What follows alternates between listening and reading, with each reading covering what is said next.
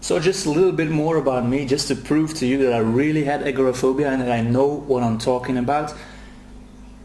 As I said, I had the panic attacks in restaurants, in movie theaters, in clubs, etc. But the movie theaters were the place where I had the worst panic attacks. Because a movie theater really resembles the huge rooms where you do your exams and where you follow classes in the university. It's the same setting with seats and they go down.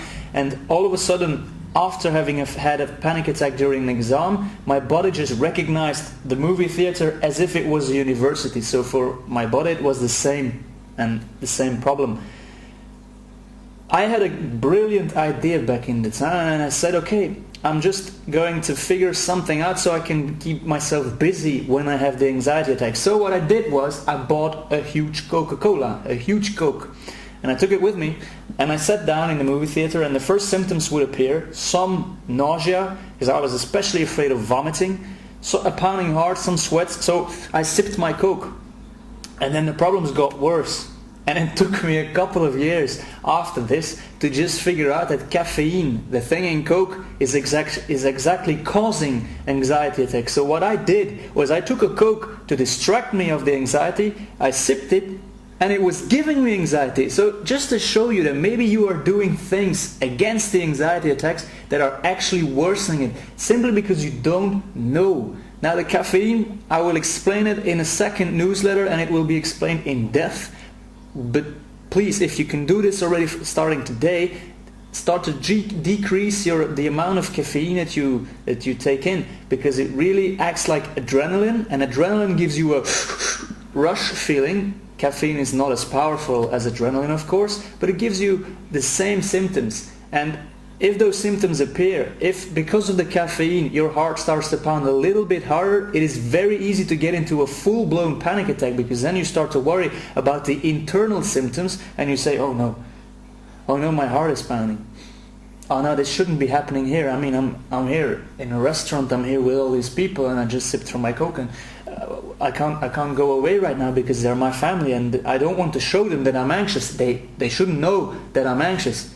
Oh, you see, it's getting worse, man. It's even pounding harder.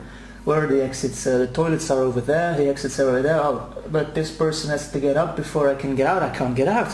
I mean, and it's getting worse. And then you start to sweat a little bit and you really get into a full-blown panic attack. And that is a little bit how it works, and it's a vicious circle. It is, so a first symptom appears, then you start to give yourself negative self-talk where you say, oh no, it's happening, and oh no, this shouldn't be happening, and that makes the symptoms worse. I will explain how this happens in a newsletter, but it makes it worse. You feel that it's getting worse and you say, oh my God, it's really happening, which makes it even worse. Symptoms get worse again, and you're just in a vicious circle. It gets bigger and bigger and bigger. It's a real snowball effect, really, and you cannot win. You have to stop it at a certain point and start to think differently. But that is very, very hard to do, because I really have to reprogram your mind. I mean, actually, you have to do it. I will give you the tools to reprogram your mind, and when you reprogram your mind, you can give yourself new reactions, automatic reactions that will help you to get through that vicious circle. And you will really have to repeat them and repeat them and repeat them.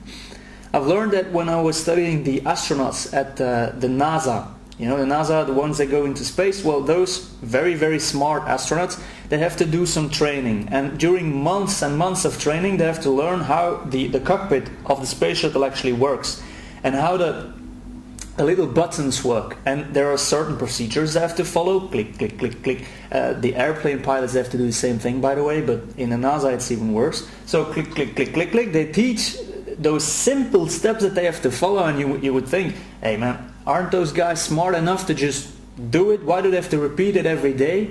Well, exactly because if they are in a situation where they have to say, Houston, we have a problem, their mind panics. They're in panic blackout, and at that point they have to know automatically what to do. Automatically they will know which buttons to push. And that is because they've been practicing it and practicing it and practicing it. And I will teach you some steps to stop the anxiety, and they are very, very, very easy. But you have to practice them and practice them and practice them so that when the real situation occurs, when a real panic attack tries to get you, you will know automatically what to do. It becomes just an instinctive reaction, so to speak. But before you can get there, there's a lot of work to be done. Because please, this site is not a miracle. It won't be easy. You will have to work in order to get to the point where I am today. But it is possible. And I wish you really the best of luck with all my heart. Good luck.